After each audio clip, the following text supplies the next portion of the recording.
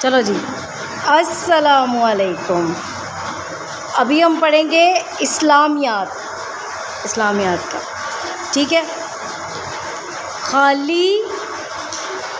खाली जगह पुर करना, ठीक है। करें किससे? दो लफ्ज़ है अल्लाह और दूसरा लफ्ज़ है मदद करना, ठीक है। इनसे करेंगे। अब अलिफ है हमारे पास, हमें, ठीक है।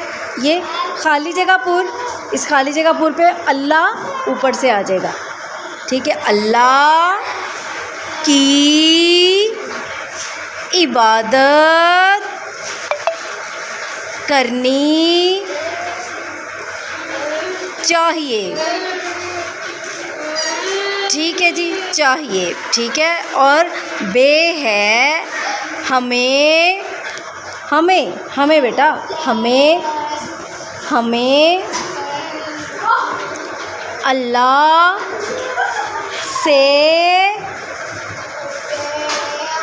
मदद मांगनी चाहिए। ओके जी, थैंक यू।